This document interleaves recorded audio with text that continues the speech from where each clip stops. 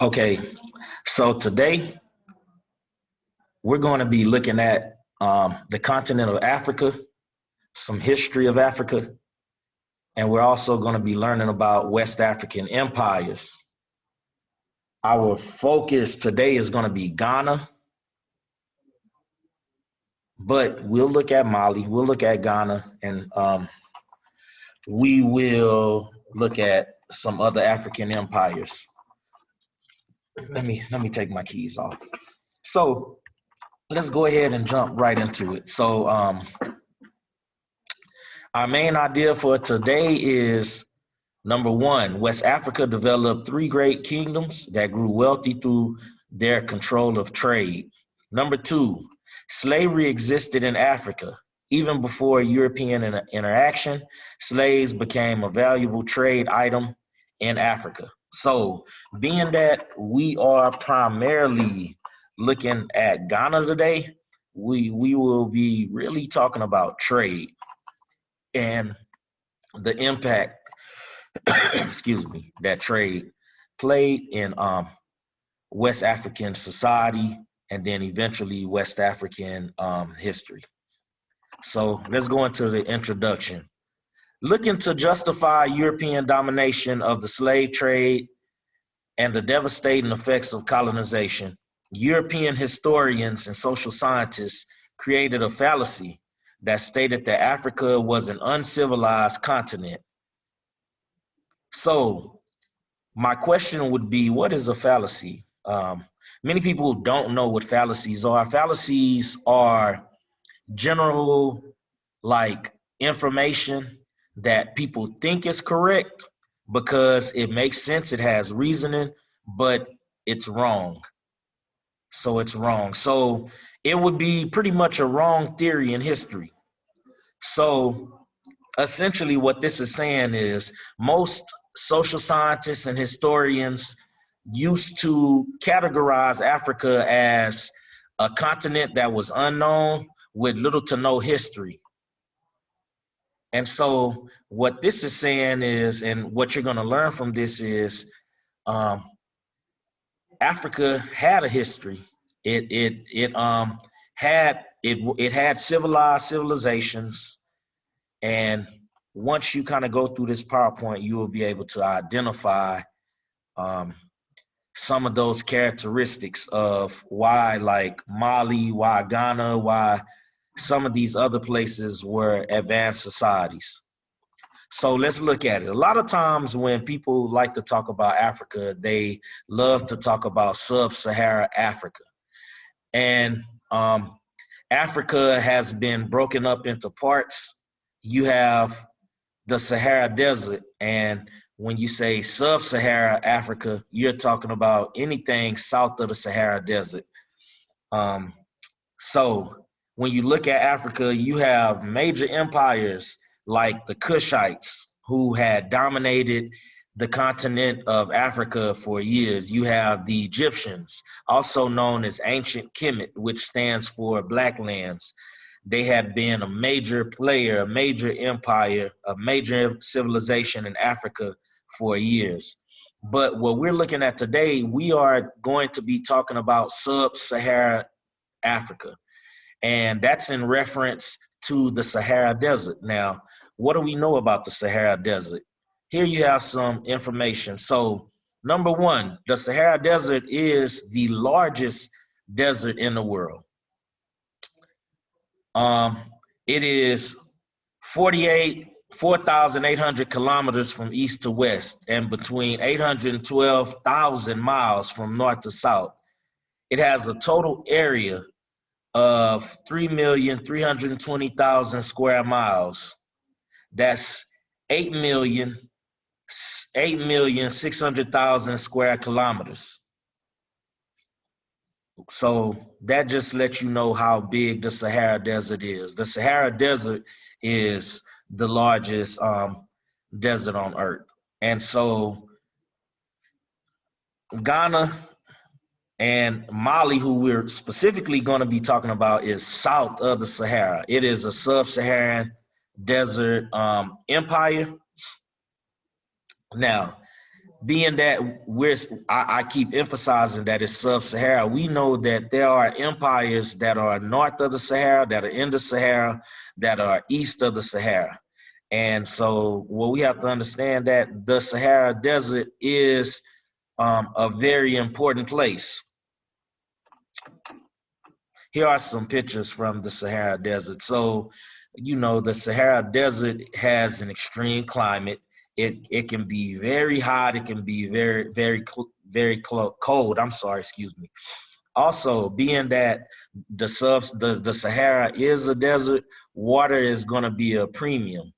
Water is going to be a premium.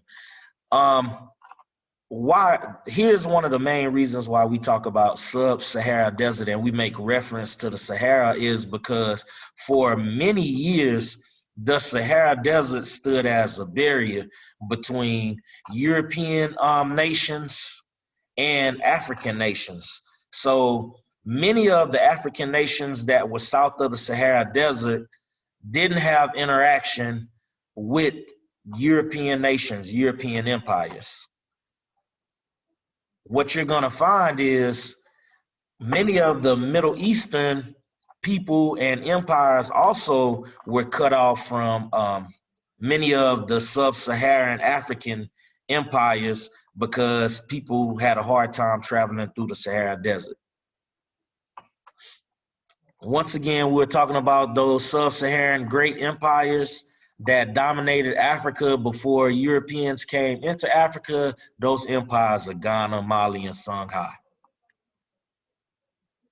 So the empire that we're going to be looking at today, we're going to be looking at Ghana. Okay, so historians believe that the earliest people that inhabited Ghana were called the Soninke. The Soninke eventually banded together with West African nomadic herders to establish one of the greatest West African empires, and that's the Empire of Ghana. So let's talk about Ghana. Ghana is a sub-Saharan West African empire that pretty much controlled or dominated its region. And we talk about this because we like to prove that Africa had advanced civilizations before contact with Europeans. One of those major empires that you'll see is Ghana. And so the thing that made Ghana a powerful empire, that made Ghana rich and allowed it to dominate its neighbors at the time, was it dominated the salt trade. Now, also, Ghana did have gold. It was very rich in gold. Now, a lot of people undervalue how you can, as a civilization, as a people back then, at this time that we're talking, how gold and salt played, but let me emphasize this: salt played a very major. Salt was very important when it came to developing an empire, when it came to like making sure that your civilization was dominant, because salt was needed.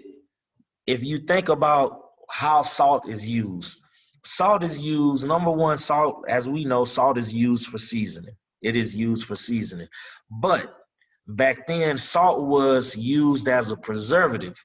It was one of those things because back then they didn't have refrigerators. And if you lived in a warm environment, a warm climate, then that meant that, you know, your food could spoil very fast. In order to stop food from like spoiling or whatnot, ancient people used salt to preserve it. Therefore, salt was a premium. It was at a premium. It was something that was very necessary. Therefore, many of the European countries, the Asian countries, they were not countries, but civilization. Those people were trading salt because so many people were in need of salt. So salt was highly sought after. It was bartered. Ghana was very rich with salt. And that's pretty much what I just explained. So when you look at it, why was salt important? It was important because it was used to preserve meat and just used to preserve food. Trust me, salt was so important that wars were fought over salt.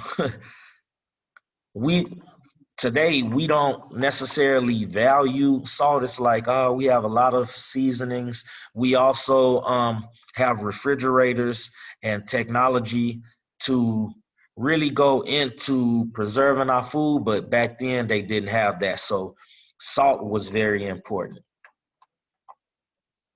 Also, Ghana was known for trading gold. But as trade in gold and salt increased, Ghana's rulers gained power. Ghana eventually developed iron weapons, making them superior to many of their neighboring West African tribal neighbors. By 800 AD, Ghana controlled all of the West African trade routes. So by 800 AD, Ghana had become a major player on the west coast of Africa. And it was because of basically the trade of salt. So as they traded salt with other civilizations, Ghana began to invest in developing iron weapons so that they could expand their empire. They wanted to, just like many other civilizations, develop a strong military.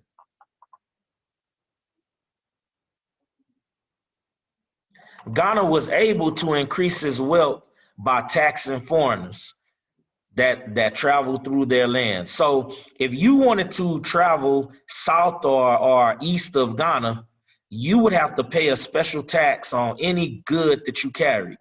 So as you traveled, if you had goods in your possessions to potentially eat or maybe even trade, you would have to pay Ghana like a tax just to like go through and rest in their land.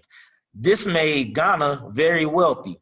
So not only was Ghana able to gain wealth from trading salt and gold, but they were also gaining wealth by taxing foreigners. So just think about this. How do you guys think foreigners that had to travel through Ghana would feel about being taxed just because they wanted to travel through Ghana? Give you a few seconds to think about that. If your answer is those foreigners were probably angered by that, yes, you are absolutely correct.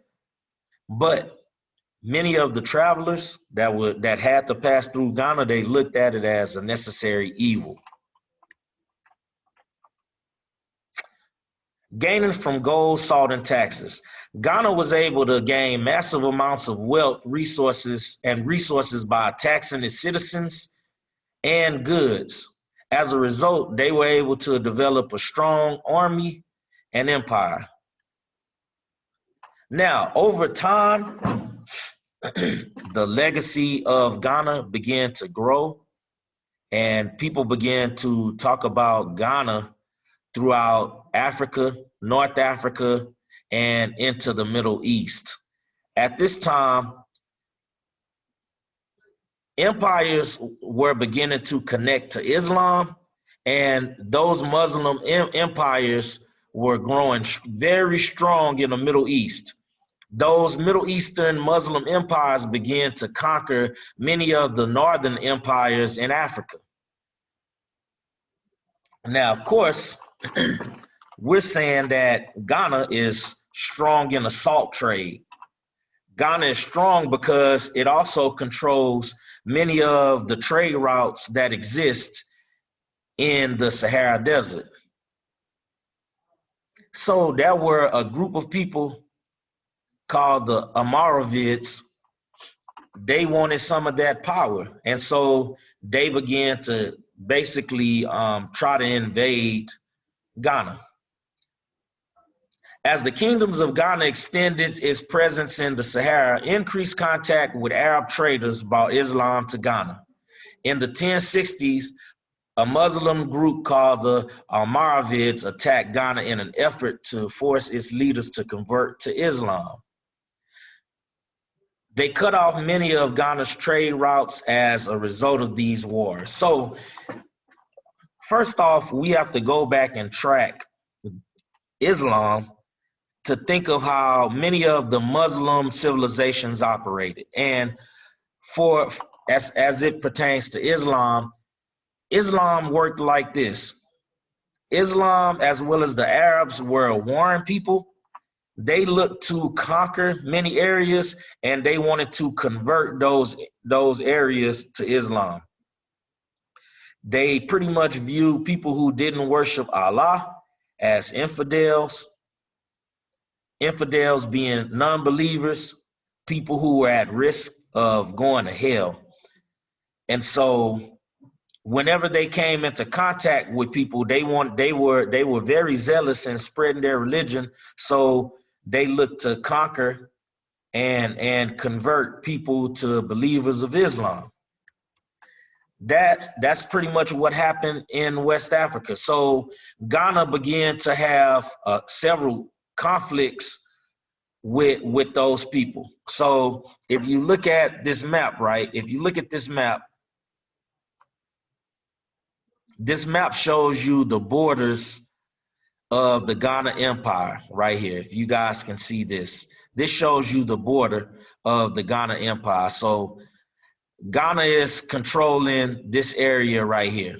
So you had trade routes that existed. It would go up to Morocco with the Moors,